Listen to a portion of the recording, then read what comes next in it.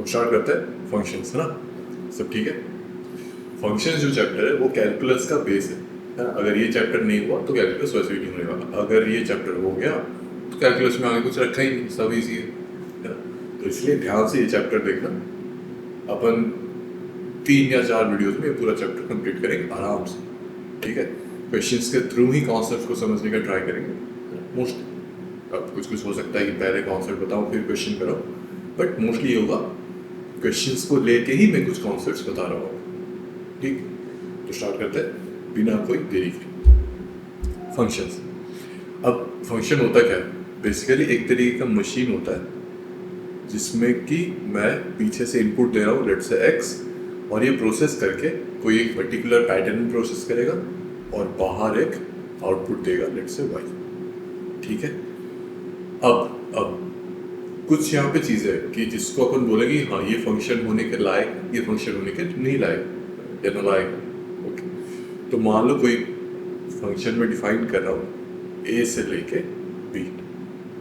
इसका मतलब ये है कि ए तुम्हारा एक्स के सारे पॉसिबल वैल्यूज कवर कर रहा है, मतलब इसकी, है ना। और बी जो है वो वाई के सारे पॉसिबल वैल्यूज वाला सेट है। मतलब ये हो गया कि मान लो अगर कोई सेट ए बोल रहा हूँ और ये सेट बी बोलो, है ना। तो मान लो ए में 1 2 3 4 दे रखा है, बी में ए बी सी डी दे रखा है, ठीक है। अब अगर मैं कोई फंक्शन में यहाँ से इसका एक फंक्शन जा रहा है, मतलब कोई एक पर्टिकुलर प्रोसेस से मैं ए के इनपुट्स को डालूँ, ठीक, और मैं फिर ए के एलिमेंट्स को डालूँ, तो वो कुछ ना कुछ आउटपुट देगा। वो सारा आउटपुट बी में लाई करना चाहिए। ज़रूरी नहीं कि बी का सारा नंबर्स यूज होना चाहिए, बट ए का आउटपुट बी में होना चाहिए। मतलब मान लो मैं फंक्शन के थ्रू 1 डाल रहा हूँ तो वो आउटपुट लेट से ए दे रहा है, 2 डाल रहा हूँ लेट से आउटपुट सी दे रहा है, 3 डाल रहा हूँ लेट से आउटपुट फिर से ए दे दिया, 4 डाल रहा हूँ मान लो आउटपुट डी दे दिया, है ना। तो यहाँ पे क्या हुआ कि ए के सारी एलिमेंट्स यूज हो रहे हैं।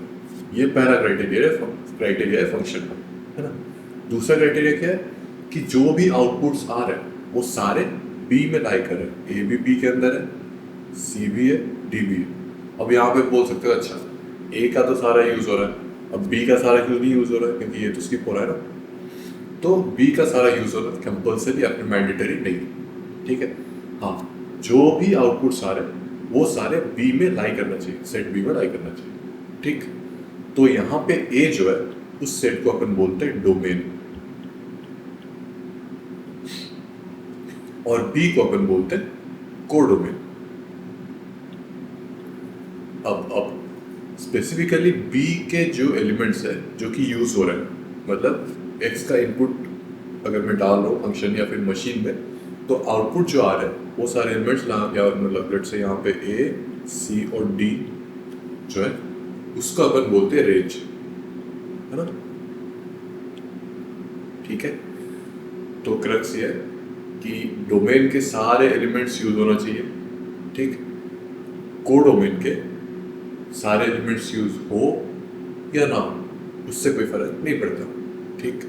पर जो भी मैं ए के या फिर डोमेन के एलिमेंट्स को डाल के आउटपुट निकाल रहा हूँ वो सारे कोडोमेन में आने चाहिए। कोडोमेन के सारे एलिमेंट्स यूज हो रहे तो भी कोई दिक्कत नहीं है, नहीं हो रहा तो भी कोई दिक्कत नहीं, ठीक है। आइडिया ये। अच्छा, यहाँ पे एक पर्टिकुलर केस अगर आ रहा, लेट से मैं ऐसे बोल रहा हूँ कुछ, ये वाला देख रहे हो कि 1 पे भी आउटपुट ए आ रहा है, 3 पे भी आउटपुट ए आ रहा है, ठीक है। तो इसमें कोई प्रॉब्लम नहीं है। अगर मान लो कोई केस ऐसा हो रहा है कि ये सेट हो गया ए, ये हो गया बी, ये 1 2 3 लेट से ए बी सी, मान लो ये कुछ भी रिलेशन है ना, मतलब जो फंक्शन है जो भी बोल रहे हो, तो 1 जो है वो इमेज लेट से ए दे रहा है, 2 जो है इमेज बी दे रहा है और सी दे रहा है, 3 जो है लेट से इमेज ए दे रहा है। यहाँ पे इसका तो कोई चक्कर नहीं कि 1 का भी इमेज ए आ रहा है, 3 का भी इमेज ए आ रहा है, कोई प्रॉब्लम नहीं। बट प्रॉब्लम कहाँ है कि 2 के 2 इमेजेस आ रहे हैं या फिर 2 का 2 आउटपुट आ रहा है, ठीक। तो ऐसा अलाउड नहीं। ये अलाउड है कि 2, अच्छा यहाँ पे इमेज प्री इमेज बता देता हूँ कि यहाँ पे सेट ए जो है उसको डोमेन या फिर इमेज बोल सकते हैं, सॉरी प्री इमेज बोल सकते हैं, और सेट बी जो है उसको अपन इमेज बोलेंगे। मतलब ए के जो एलिमेंट्स है वो प्री इमेज है, बी के जो एलिमेंट्स है वो इमेज है, ठीक है। तो यहाँ पे जो प्री इमेज है 2 जो है वो प्री इमेज है, एक प्री इमेज का 2 इमेजेस आ रहे हैं, ये अलाउड नहीं है। 2 प्री इमेजेस का एक इमेज आ रहा है ये चलेगा, मतलब नहीं होने से एक प्री इमेज का एक इमेज आ रहा है तो भी चलेगा, 2 प्री इमेजेस का एक इमेज आ रहा है तो भी चलेगा, 4 प्री इमेजेस का एक इमेज आ रहा है तो भी चलेगा, कोई प्रॉब्लम नहीं। बट उसका वाइस वर्सा नहीं होना चाहिए, है ना। समझ में आया, क्लियर है, ओके। तो अगर मैं ग्राफिकली देखूँ, मान लो कुछ ऐसे बोल रहा हूँ, हाँ y is equal to sine x, इसका ग्राफ क्या आएगा, ये कुछ ऐसे आ जाएगा,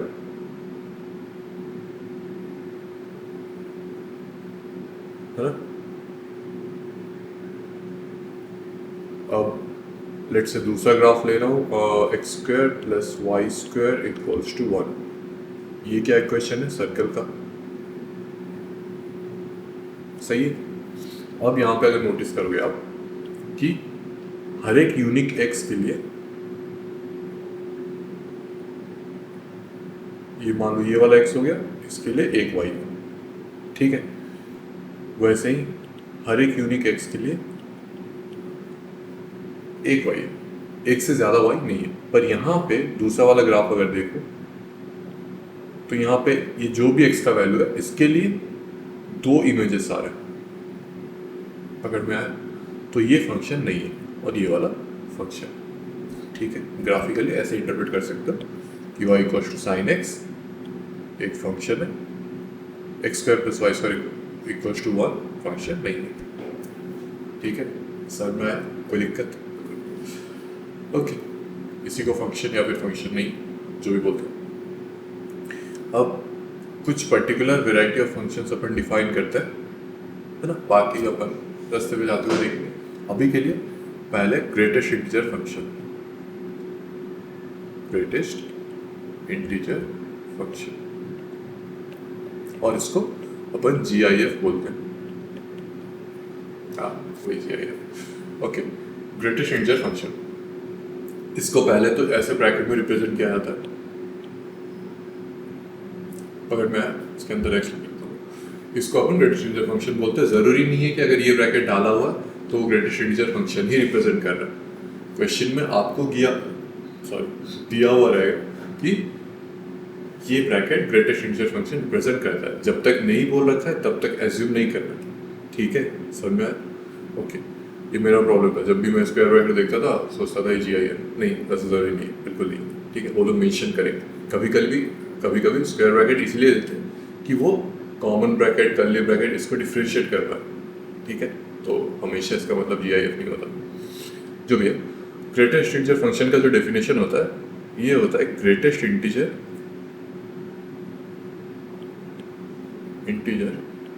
इक्वल्स टू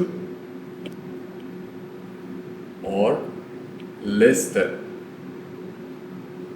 एक्स का जो भी इनपुट डाल दो, ग्रेटेस्ट इंटीजर फंक्शन है कि x का सबसे नज़दीक वाला इंटीजर जो कि x से छोटा होगा या फिर x के बराबर होगा। मतलब अगर मान लो मैं इनपुट डाल रहा हूँ 3, तो सबसे बड़ा इंटीजर जो कि 3 के नज़दीक है या फिर इक्वल टू क्या है, 3 है ना। तो इसका आंसर 3 ही आ गया। मान लो मैं 3.5 डाल रहा हूँ, ठीक। तो सबसे बड़ा इंटीजर जो कि 3.5 के नज़दीक है या बराबर। अब 3.5 के बराबर तो 3.5 है और वो इंटीजर नहीं है ना। तो एक ऐसा इंटीजर जो 3.5 के बराबर ना हो, मतलब इस केस में तो नहीं हो क्योंकि 3.5 खुद ही इंटीजर नहीं है, पर उसके क्लोजेस्ट हो, छोटा भी होना चाहिए, तो वो इंटीजर क्या हो गया 3, है ना। तो 3.5 से सबसे छोटा, मतलब 3.5 से छोटा इंटीजर जो कि 3.5 के क्लोजेस्ट 3 होगा, है ना। लेट्स से नेगेटिव नंबर डाल दूँ, लेट्स से -2। तो यहाँ पे सबसे बड़ा नंबर जो कि -2 के क्लोजेस्ट है या बराबर है, -2, बिल्कुल सही। लेट्स से -2.3 डालो, सबसे बड़ा इंटीजर जो कि -2 के क्लोजेस्ट है, इक्वल तो हो नहीं सकता, -2.5 के क्लोजेस्ट है, 2.3 के क्लोजेस्ट है, इक्वल तो नहीं हो सकता, ऑब्वियस सी बात है, क्योंकि -2.3 इंटीजर नहीं है ना। तो सबसे बड़ा इंटीजर जो कि -2.3 से छोटा, -3 है ना। क्या आपने -1 सोचा था क्या? नहीं, -3 है ना। समझ में आ गया? -2.5 से छोटा होना चाहिए, -1 -2.5 से छोटा नहीं, मैग्नीट्यूड छोटा है पर माइनस है ना, तो इसीलिए -3। समझ में आया? ओके, ठीक है। अब ये ग्रेडेशन से फंक्शन हो गया, इसका ग्राफ बता दो, अभी तो ज़रूरत नहीं पड़ेगा, तो ठीक बता देता हूँ। इसका ग्राफ कुछ ऐसा है,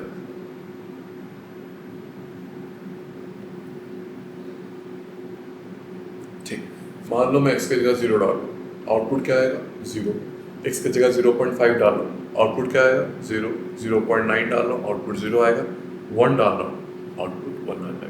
मतलब 0 से लेके 1 तक, 1 एक्सक्लूडेड, आपका आउटपुट 0 दे रहा है। तो 0 से लेके 1 तक आउटपुट 0 दे रहा है। 1 पे 1 दे रहा है, 1.2 पे 1 देगा, 1.3 पे 1 देगा, 1.9 पे 1 देगा, 2 पे 2 दे देगा। तो मतलब 1 से लेके 2 तक आउटपुट 1 है। वैसे ही 2 से लेके 3 तक आउटपुट 3 होगा, 3 से लेके 4 तक आउटपुट 4 होगा, ऐसा। ये वाला 1 है, ये वाला 2, 3, 4। वाई एक्सिस में ये 1 है, 2, 3, है ना। नेगेटिव में जाओ तो वही रिपीट हो जाएगा।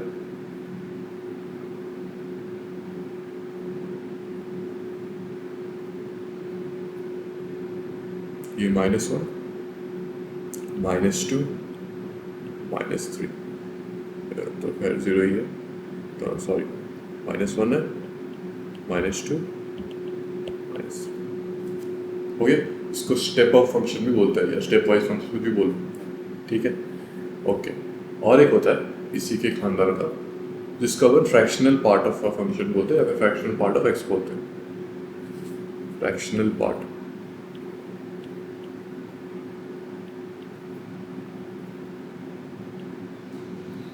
ठीक है। अब यस, इसका जो नाम है वही सजेस्ट करे कि है क्या चीज़। बेसिकली मान लो अगर मैं बोल, अच्छा इसको रिप्रेजेंट करते हैं, मैं जब भी एफ पी लिख रहा हूँ उसको मतलब फ्रैक्शनल पार्ट है, ओके। इसको कर्ली ब्रैकेट से रिप्रेजेंट करते हैं। आइडिया वही है कि जब भी कर्ली ब्रैकेट देखो, इसका मतलब ये नहीं कि फ्रैक्शनल पार्ट है, आप क्वेश्चन में देख लेना कि मेंशन किया गया है या नहीं, ठीक है, ओके। तो फ्रैक्शनल पार्ट ऑफ एक्स का मतलब ये होता है कि एक्स जो भी नंबर है उसमें से मैं ग्रेटेस्ट इंटीजर इसका निकाल, तो जो बचा उसको अपन फ्रैक्शनल पार्ट ऑफ एक्स बोलेंगे, ठीक। अब ऑब्वियस सी बात है, अगर कोई नंबर से उसका इंटीग्रल पार्ट निकाल लेता हूँ तो जो बचेगा वो पॉइंट में बचेगा, है ना। और अगर पॉइंट में बच रहा है तो वो किससे कहाँ तक लाई करेगा? 0 से 1 तक लाई करेगा, बिल्कुल सही। तो फ्रैक्शनल पार्ट ऑफ एक्स जो है वो हमेशा <1 होगा, ग्रेटर देन और इक्वल टू 0 होगा। मान लो कोई इंटीजर ही मिल गया, तब उसका फ्रैक्शनल पार्ट क्या होगा? 0, 1, है ना। तो लेट्स से मैं कोई नंबर एज्यूम कर रहा हूँ -3, है ना। इसका फ्रैक्शनल पार्ट क्या होगा? कुछ नहीं, 0। लेट्स से मैं एज्यूम कर रहा हूँ 4, इसका फ्रैक्शनल पार्ट 0 आएगा, इंटीजर है। लेट्स से मैं बोल रहा हूँ 4.3, इसका फ्रैक्शनल पार्ट क्या होगा? 4.3 माइनस ग्रेटेस्ट इंटीजर फंक्शन 4.3 का 4 है, तो -4 विच इज 0.3, है ना। वैसे ही अगर मान लो मैं ऐसे कुछ बोल रहा हूँ कि -3.2, है ना, तो इसका फ्रैक्शनल पार्ट क्या हो जाएगा? वही कर लो, -3.2 minus greatest integer greatest integer function of 3.2 जो कि -4 है, माइनस ऑफ -4 विच इज 0.8। ठीक है, समझ में आया? ओके, इसका ग्राफ देखते हैं। ग्राफ ठीक है। अब अगर मैं 0 से 1 के बीच में, 1 इंक्लूडेड नहीं है, 0 से 1 के बीच में कोई भी नंबर ले रहा हूँ, 0.2, 0.5, 0.6, इसका जो फ्रैक्शनल पार्ट आएगा वो वही आएगा, 0.2, 0.5, 0.6। तो इसका मतलब 0 से लेके 1 तक एक आइडेंटिटी फंक्शन है। हाँ भाई, बात तो सही है। अगर मैं 1 डाल रहा हूँ तो 0 आ जाएगा, 1.2 डाल रहा हूँ तो 0.2, 0.3, 0.4 ऐसे रिपीट हो जाएगा। तो मतलब 1 से लेके 2 तक वही सिलसिला जारी रहेगा, है ना। फिर 2 से लेके 3 तक भी वही होगा और पीछे भी वही। ओके, तो ये वाला जो लाइन है ये हो गया y इक्वल्स टू 1। यहाँ पे 0, 1, 2, -1, -2 आगे और पीछे ऐसे कंटिन्यू होता रहेगा। क्लियर है? तो इसको अपन बोलते हैं फ्रैक्शनल पार्ट। इसमें ये चीज़ बहुत काम में आएगा, ये कभी कभार आ जाएगा काम। ठीक, तो स्टार्ट करते हैं डायरेक्ट सवाल से, है ना। अच्छा, पहले लिख रखा है ना सवाल? हाँ ठीक है। ओके, तो इसको सॉल्व करते हैं। x² -4 minus greatest integer function of x। यहाँ पे मैं मेंशन करना भूल गया, पर आपको सॉल्व में दे रखा होगा कि ये वाला जो है वो ग्रेटेस्ट इंटीजर फंक्शन है। ठीक, ओके, तो करते हैं भाई। अभी इसको अगर मैं डील कर रहा हूँ तो यहाँ पे दो केसेस है। अगर मान लो x आपका इंटीजर आ गया, अगर x कोई इंटीजर है तो डायरेक्टली हो जाएगा कि x² -4 माइनस एक्स, है ना। अगर x इंटीजर है तो greatest integer function of x जो होगा वो x ही होगा। क्लियर है इतना? ओके, इज इक्वल्स टू 0, तो x² -x -4 equals to 0। x का वैल्यू, दो वैल्यूज आएंगे। पहला -b लेस और minus root over of b², 1 + 16, 17/2। अच्छा, यहाँ पे मुझे बताओ 1 + √17/2 और 1 - √17/2, क्या ये दोनों में से कोई भी इंटीजर है? नहीं है, ऑब्वियस बात है नहीं है। तो अगर इंटीजर नहीं है तो पॉइंट नहीं है इसको सॉल्व करने, क्योंकि ऑलरेडी समझ में आ गया कि मैंने एज्यूम कर रखा था कि एक्स इंटीजर है। अब आउटपुट में देख रहा हूँ कि इंटीजर आ ही नहीं रहा। इसका मतलब ये रिजेक्टेड है, एक्स कभी इंटीजर हो ही नहीं सकता अगर इसका सोल्यूशन चाहिए तो, है ना।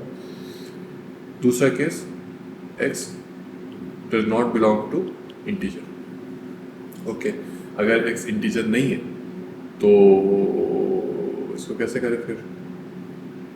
ऐसे कर लेते हैं, x² -4। मुझे ये रिलेशन पता है कि x is equals to, sorry fractional part of x is equals to x minus greatest integer function of x।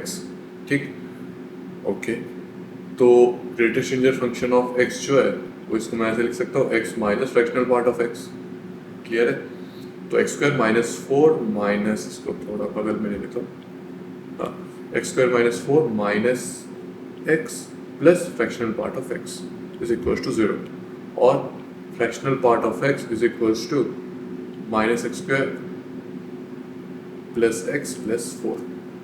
ठीक, अब मैंने इसको ऐसे किया क्यों है?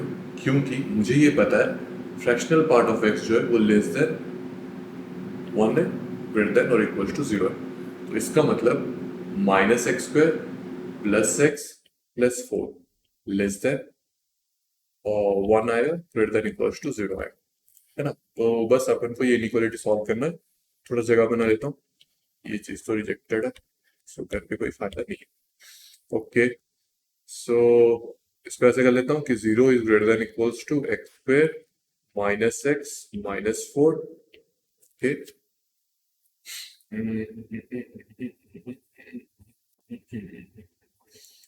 तो इसको अगर मैं सॉल्व कर रहा हूँ, अभी किया था ना मैं, अच्छा उसको मिटा दिया, चल फिर से कर लेते हैं। एक्स के जो 0 पॉइंट्स वाले आ जाएंगे वो आ जाएगा -b plus minus root over of 17 था शायद, हाँ 17/2a, है ना। तो एक हो जाएगा x minus 1 minus root 17 upon 2 into x plus sorry minus 1 plus root 17 upon 2 is greater less than equals to 0। तो इसका जो सोल्यूशन है वो कुछ ऐसे आ जाएगा कि 1 माइनस रूट 17 अपॉन 2 से लेके 1 प्लस रूट 17 अपॉन 2, ये दोनों इंक्लूडेड है क्योंकि इक्वल्स टू सिंबल। ठीक है, समझ में आ गया। अब दूसरा वाला केस जिसमें कि वही इनइक्वालिटी सॉल्व करना है लेस देन इक्वल्स टू 1, तो इसका मतलब दूसरा केस जो है वो हो जाएगा minus x square plus x plus 3 is less than 0, और x square minus x minus 3 less than 0। तो इसका जो 0 पॉइंट्स है वो आएगा minus b plus minus root over of b square plus 12 13 upon 2a। So ये हो गया x minus 1 minus root 13 upon 2 into x minus 1 plus root 13 upon 2, this is greater than 0। मतलब x आ गया माइनस इंफिनिटी से 1 minus root 13 upon 2 open bracket 1 plus root 13 upon 2 से greater, है ना। ठीक है, ये इंफिनिटी में क्लोज डाल दिया मैं। ओके ठीक है, अब इसमें अपन को इंटरसेक्शन लेना है ना। हालांकि इसको सॉल्व करने की जरूरत नहीं है क्योंकि मुझे दिख रहा है नंबर ऑफ सॉल्यूशन पूछ रखा है। तो अगर मैं इन दोनों का, इसका और इसका इंटरसेक्शन ले रहा हूं तो answer infinite number of solutions आएगा, पर फिर भी मैं इंटरसेक्शन ले लेता हूं ताकि आपको समझ में आ जाए। तो इंटरसेक्शन इसका आ जाएगा 1 माइनस रूट 17 अपॉन 2 से लेके 1 माइनस रूट 13 अपॉन 2, है ना। ये इंक्लूडेड, ये excluded, union 1 plus root 13 upon 2 से लेके 1 प्लस रूट 17 अपॉन 2, है ना। तो ये इंक्लूडेड, तो इसका सोल्यूशन ही आएगा। अब नंबर ऑफ सोल्यूशन पूछ रखा है तो इन इंटरवल्स में इनफाइनाइट नंबर ऑफ सोल्यूशन हो सकते हैं, तो इसका आंसर आएगा इंफिनिटी। ठीक है, तो बस यही है, इसको थोड़ा स्पेस टेक कर लेते हैं। ओके ठीक, नॉर्मल सा ठीक ठाक, अच्छा ठीक ठीक पूरा। ओके, अब यहाँ पे ये दे रखा है कि फंक्शन ऑफ 2x x, यहाँ पे दो केसेस हो सकते हैं, यहाँ तो x बिलोंग्स टू इंटीजर, है ना। तो अगर x इंटीजर को बिलोंग कर रहा है तो 2x ही आएगा, 2x का GIF है यहाँ पे, इसका मतलब ग्रेटेस्ट इंटीजर फंक्शन ही है। ठीक, ओके 2x आ गया, फिर x का वैल्यू x ही आएगा प्लस एक प्रॉपर्टी अब इंट्रोड्यूस कर लेता हूँ कि मान लो greatest integer function of a plus b दे रखा है, जिसमें कि आपको पहले से पता है b जो है वो इंटीजर है, तो मैं इसको ऐसे लिख सकता हूँ greatest integer function of a plus b। ठीक है, ये प्रॉपर्टी, तो x प्लस हाफ का ग्रेटेस्ट इंटीजर फंक्शन, अब अगर x इंटीजर है तो ये आ जाएगा x प्लस, क्लियर है। तो ये तो 2x आ गया। अब 0.5 का ग्रेटेस्ट इंटीजर फंक्शन क्या है, 0 आएगा, है ना। तो 2x LHS RHS बराबर है, तो ठीक है, x बिलोंग्स टू इंटीजर पे ये वैलिड है। अब अगर इंटीजर नहीं है तो क्या तब वैलिड होगा, x does not belongs to integer, है ना। तो ठीक है, देख लेते हैं, x does not belongs to integer, तो जो 2x होगा इसका दो केसेस आएगा। ऐसे कर लूँ मैं इसको कि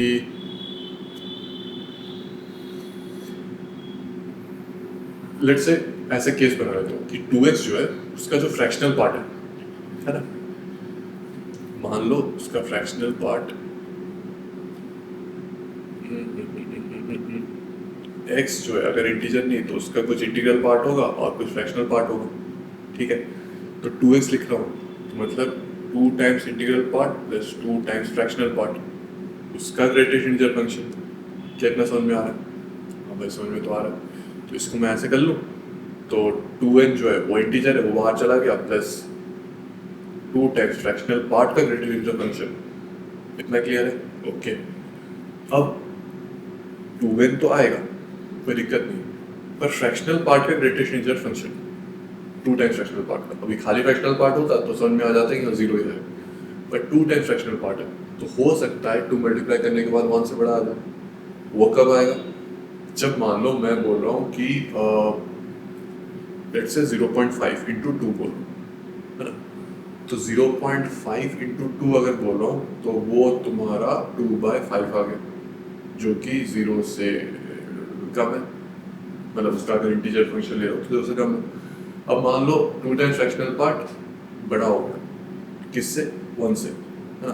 दो पॉसिबिलिटी है ना कि जो फ्रैक्शनल पार्ट है वो लेस देन, और 2 टाइम्स फ्रैक्शनल पार्ट है लेस देन 1 है, दूसरा 2 टाइम्स फ्रैक्शनल पार्ट जो है वो ग्रेटर देन 1 है।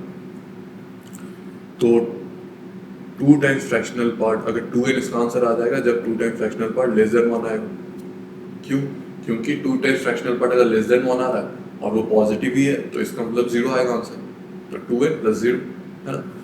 अगर ग्रेटर देन 1 हो गया 2 times fractional part greater than 1, अब ग्रेटर देन 1 का मतलब ये तो नहीं है कि ना 10 चला जाएगा, ऐसा नहीं, 2 से छोटा ही रहेगा, 1 से बड़ा होगा 2 से छोटा हो जाएगा, तो उसका ग्रेटेस्ट इंटीजर फंक्शन कितना आएगा? 1 आएगा। तो ये हो गया 2n प्लस 1, ठीक है।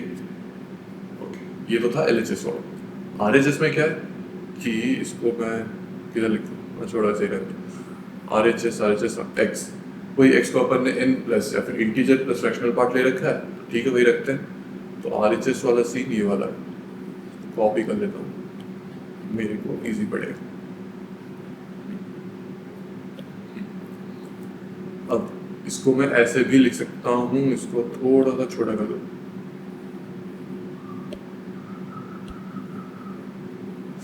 जगह का बहुत सारा।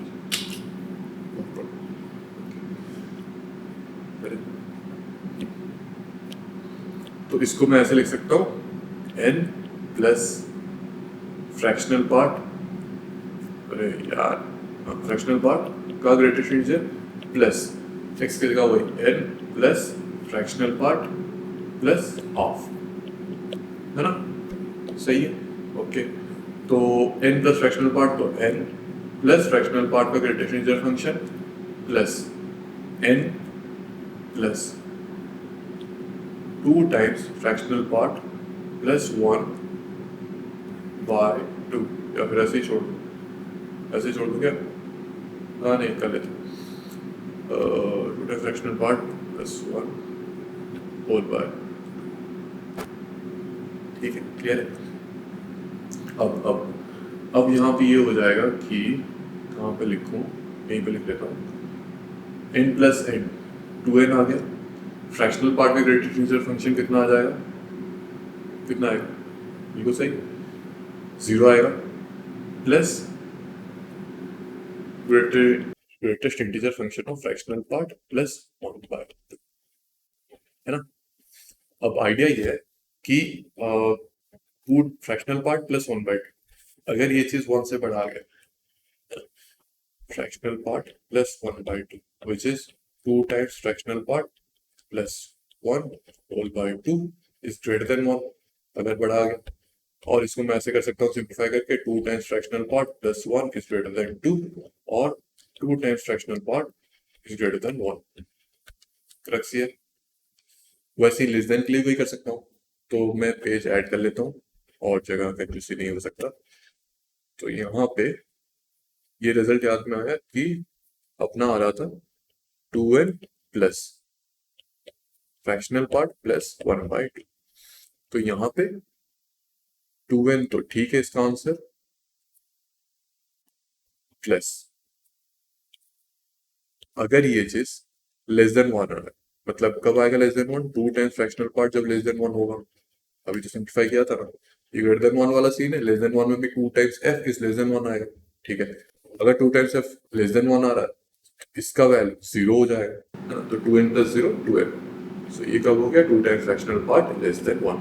वैसे ही 2n, अगर 2 times fractional part greater than 1 आ गया तो उसका ग्रेटेस्ट इंटीजर फंक्शन मतलब f प्लस 1/2 का ग्रेटेस्ट इंटीजर फंक्शन बताओ 1 आएगा, है ना। तो 2n प्लस 1, सो ये क्या होगा, तो 2 times fractional part greater than 1। तो आप ये वाला डिजाइन देख लो और ये वाला देख लो, सेम ही है ना। तो चाहे इंटीजर हो या ना हो, ये जो एक्सप्रेशन दे रखा है ये हमेशा सत्य है, ठीक है। ओके, और सवाल, हाँ ठीक।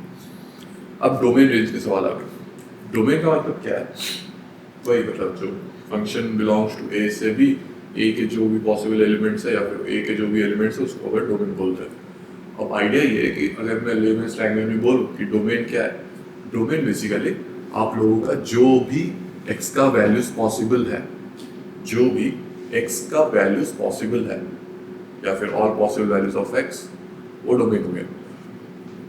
ओके, तो यहाँ पे अपन को दे रखा है कि रूट ओवर के अंदर कोई एक फंक्शन है। हमेशा याद रखना, ये तो मतलब पी जाओ, अगर रूट के अंदर कुछ भी दे रखा है वो हमेशा ग्रेटर देन और इक्वल्स टू 0 होना पड़ेगा, अनिवार्य है ना। तो एफ ऑफ एक्स हमेशा ग्रेटर देन और इक्वल्स टू 0। ओके, क्लियर है, ठीक।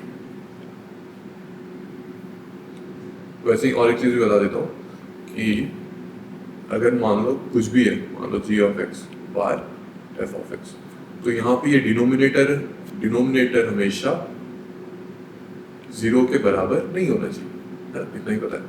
तो बस ये दोनों तो बिल्कुल ही छाप लेना दिमाग। ओके, अब आता है रूट के अंदर जो है साइन इनवर्स लॉग 2x, ये हमेशा ग्रेटर देन और इक्वल टू 0 आना चाहिए। अब साइन इनवर्स कुछ भी ग्रेटर देन 0 कब आएगा बताओ, जब वो अंदर जो भी है वो ग्रेटर देन 0 आ गया। तो मतलब log 2x जो है वो ग्रेटर देन 0 होना चाहिए, है ना, ग्रेटर देन और इक्वल टू। अब ये भी पता होना चाहिए कि साइन इनवर्स के अंदर जो है, मान लो अगर मैं साइन इनवर्स एक्स बोल रहा हूँ, ये डिफाइंड कब है, जब तुम्हारा x -1 से लेकर 1 के बीच में हो, है ना। तो ठीक है भाई, मतलब ये ग्रेटर देन 0 और इक्वल टू 0 तो हुआ, लेस देन 1 भी होना चाहिए, क्लियर है। ओके, बिल्कुल क्लियर है। अब ये चीज कब पॉसिबल है, जब x जो है वो लेस देन 2 होगा, ग्रेटर देन इक्वल्स टू 1 हो, बस सिंपल है बिल्कुल। ओके, x के पॉसिबल वैल्यूज आ गए। अब cos ऑफ sin x, है ना। ओके, इतना समझ में आना चाहिए कि sin x जो है वो -1 से 1 के बीच में लाई करेगा, ठीक। और cos वाला रूट ओवर के अंदर है तो हमेशा पॉजिटिव होना चाहिए। पर अगर मैं cos का ग्राफ ड्रॉ करूं, एक सेकेंड, अगर मैं cos का ग्राफ ड्रॉ करूं,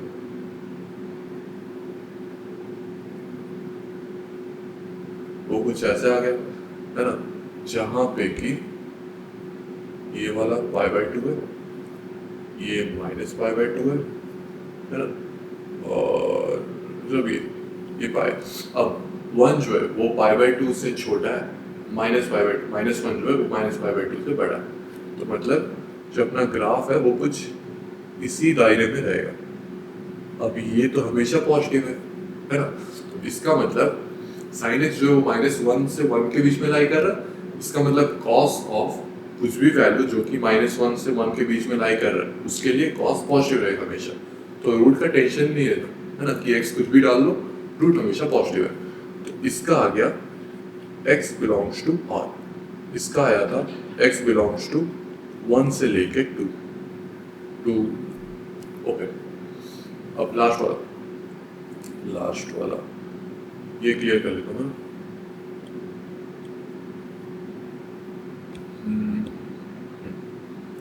ओके, ये जो है जो भी है लास्ट में साइन इनवर्स ऑफ कुछ के अंदर है। अब ये पता है मुझे कि 1 plus x square by 2x less than और इक्वल्स टू 1 आना चाहिए, greater than equals to minus 1 आना चाहिए। तो कर लो सॉल्व बस, -1 less than equals to 1 plus x square by 2x, इसका मतलब -2x less than equals to 1 plus x square. Obvious सी बात है यहाँ पे x जीरो अलाउड नहीं, पहले तो यही लिख लो x should not be equal to 0, पहले अलाउड नहीं। ओके तो हाँ ठीक है चलिए अब 1 I mean x square plus 2x plus 1 greater than equals to 0 है ना। तो ये x प्लस 1 का whole square greater than equals to 0, तो x belongs to r, x का कुछ भी वैल्यू ले लो ग्रेटर देन 0 आएगा ही आएगा। दूसरा वाला देख रहे हैं कि 1 plus x square by 2x less than equals to 1, तो 1 plus x square less than equals to 2x, तो x square minus 2x plus 1 less than और इक्वल्स टू 0। ओके ठीक है, तो ये आ जाएगा x माइनस 1 का होल स्क्वायर लेस देन और इक्वल्स टू 0, मतलब यहाँ पे 0। तो x का वैल्यू यहाँ पे सिर्फ 1 ही आ सकता है, ठीक। तो इसका मतलब इसका आ गया x इक्वल्स टू 1, ठीक है समझ में। अब यहाँ पे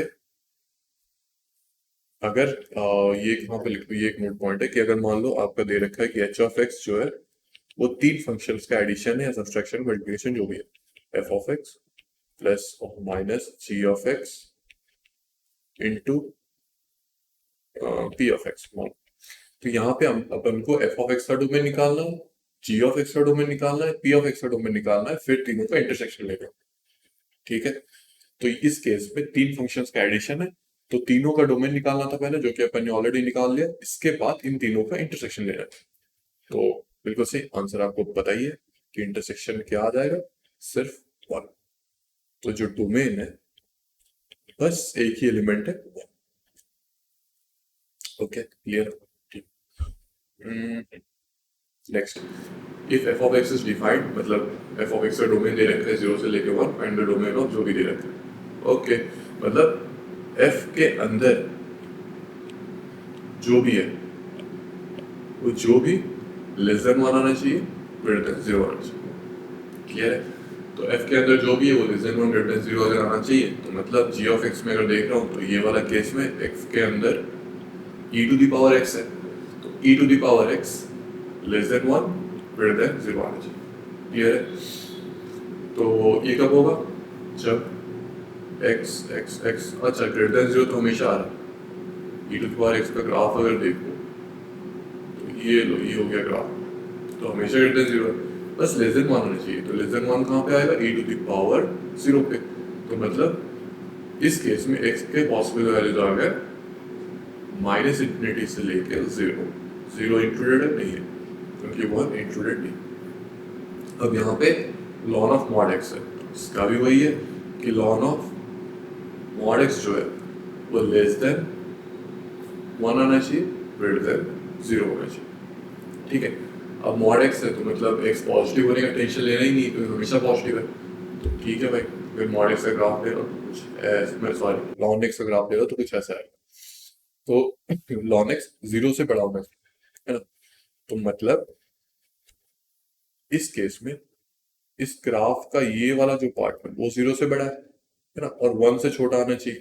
तो अगर 0 किस वैल्यू पे दे रहा है, ln ऑफ 1 जो है वो 0 है, और 1 किस पे देगा, e पे देगा, मतलब मॉड x जो है वो लेस देन e आना चाहिए, ग्रेटर देन 1 आना चाहिए, है ना। तो ठीक है भाई, अब ओके तो इसका अगर निकालूं मैं, पहले तो माइनस इन्फिनिटी से लेके 1 स्पेस है, माइनस इन्फिनिटी से लेके -1 यूनियन 1 से लेके इन्फिनिटी, ये पहला वाला कि मॉड एक्स ग्रेटर देन 1। दूसरा वाले के लिए माइनस ई से लेके ई, सॉरी इन दोनों में क्लोज नहीं होगा, open open bracket open bracket open bracket. ठीक है, अब माइनस ई से लेके ई और माइनस इन्फिनिटी से माइनस और वन से लेके इन्फिनिटी, इन दोनों का अगर मैं इंटरसेक्शन ले रहा हूँ तो क्या आ जाएगा, माइनस ई से लेके माइनस वन, बिल्कुल सही, यूनियन वन से लेके, ठीक है। तो ओके, पहले वाले f of e to the power x का आंसर आ रहा था माइनस इन्फिनिटी से जीरो, और इसका आ रहा है ये वाला। तो मुझे बताओ अपना आंसर कितना है। अपना आंसर है माइनस ई से लेके माइनस वन, है ना, इन दोनों का इंटरसेक्शन लेना है। तो इजी था। बिगिनिंग के लिए हो सकता है कि आपको टफ लगे, बट इतना टफ नहीं, इजी। धीरे धीरे आपको ये सब आदत पड़ जाएगा, डोमेन रेंज, ये तो मतलब बच्चों वाली चीज़ हो जाएगी आपकी। नहीं, बच्चों वाली चीज़ अभी तक मेरे को सही से नहीं होगा। ओके, अब रेंज वाला डोमेन तो इजी होता है हमेशा।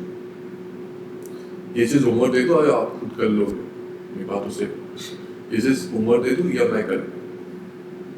मैं कर लूँ तो कर लेता, अब क्या ओके। तो यहाँ पे a is equals to cos square theta plus sin to the power 4 theta, b is equals to जो भी है, m1 is equals to maximum of a, m2 minimum of b। अच्छा, maximum possible value of a, अच्छा a दे रखा है, क्या है, हम ये दोहरा पड़ेगा क्या इसको?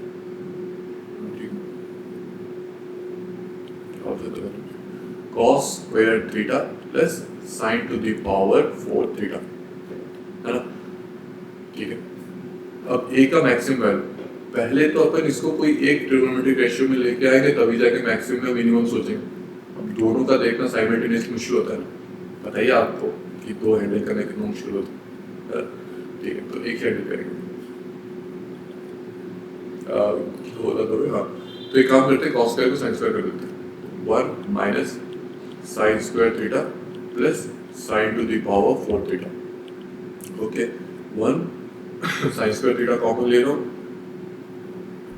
Plus sin square theta whole 1 minus sin square theta, ये आ गया cos square theta, I mean sorry minus 1 plus sin square theta. Okay, ये आ गया माइनस cos स्क्वायर थीटा, तो 1 minus sin square theta into cos square theta, बिल्कुल सी आपके पेट में गुदगुदी होना चाहिए कि sin square theta into cos square theta, इसको sin 2 थीटा में कन्वर्ट कर लेते हैं। कैसे? 1 माइनस 4 मल्टीप्लाई कर दिया, डिवाइड कर दिया, तो ये हो गया sin स्क्वायर 2 थीटा बाय 4, ठीक। तो ये आ गया a का सिंप्लीफाइड वर्जन। अब b का देखते हैं, b का आ जाएगा वैसे कि sin स्क्वायर cos स्क्वायर में कन्वर्ट कर लो, सो b हो गया cos to the power 4 theta plus 1 minus cos square theta. Okay, तो 1 माइनस cos स्क्वायर थीटा तो value, cos square theta common चला गया, 1 plus cos square theta whole cos square theta minus 1, एक ही चीज आ रहा है, 1 plus cos square theta into sin square theta, minus आएगा ये, माइनस, तो 1 minus cos square theta into sin square theta, sin 2 theta में कन्वर्ट कर लेता हूँ, ये वही आ जाएगा 1 minus sin square 2 theta by 4। अब a का मैक्सिमम वैल्यू 1 माइनस जो भी है, अगर ये जो भी मिनिमम वैल्यू पकड़ा तब 1 माइनस जो भी मैक्सिमम वैल्यू पकड़ेगा। रिपीट करता हूँ, 1 माइनस जो भी है, अगर ये चीज मिनिमम वैल्यू पकड़ा तब टोटल मैक्सिमम वैल्यू पकड़ेगा, है ना। अब साइन स्क्वायर 2 थीटा बाय 4, ये मिनिमम कब होगा? जब माइनस 1 हो जाएगा, है ना, कि साइन स्क्वायर 2 थीटा माइनस 1 हो ही नहीं सकता, जब 0 हो जाएगा। ओके, तो साइन स्क्वायर 2 थीटा का मिनिमम वैल्यू जो है वो 0 है, तो साइन स्क्वायर 2 थीटा बाय 4 का मिनिमम वैल्यू हो गया 0, 1 माइनस 0 1, तो a का मैक्सिमम वैल्यू है 1, a का जो भी मैक्स वैल्यू है हो गया 1, मतलब m1 तो मैक्स वैल्यू रिप्रेजेंट करता है, m1 का वैल्यू आ गया 1। अब b जो है उसका मिनिमम चाहिए अपन को, अब 1 माइनस कुछ भी, अब ये कुछ भी अगर मैक्सिमम हुआ तो 1 माइनस कुछ भी मिनिमम होगा। आई रिपीट, 1 माइनस कुछ भी है, अब कुछ भी अगर मैक्सिमम हुआ तो 1 माइनस कुछ भी मिनिमम होगा। तो cos square sin square 2 theta maximum कब देगा? जब 1 हो जाएगा, है ना। तो 1/4 1 माइनस 1/4 3/4 ओके। तो m2 का जो वैल्यू है वो हो गया 3/4। अब क्या करना है, तो ये m1 square plus m2 square plus m1 into m2, तो डाल दो m1 m2 और m1 m2, खुद के अगर सॉल्व करेंगे 1 प्लस 9/16 प्लस 3/4 जो भी आएगा वही आपका आंसर है कुछ है। ठीक है, आज तो इतना ही रखते हैं। अगले लेक्चर में वही फंक्शंस कंटिन्यू करेंगे। मेरे को अंदर से फीलिंग आ रही है ये 4 लेक्चर्स आएगा, कोई नहीं, गड़बड़ी क्या है, काफ़ी सही टाइम पे स्टार्ट किया। अगर आप ये वीडियो अराउंड मे में देख रहे हो जब अपलोड हुआ है, लेट है तो वो भी कोई दिक्कत नहीं, वैसे भी शॉर्ट रखा हूँ। ओके, तो आज के लिए इतने, मिलते हैं अगले लेक्चर। तो आज के लिए इतना ही, मिलते हैं अगले लेक्चर में, तब तक के लिए हैव अ गुड डे।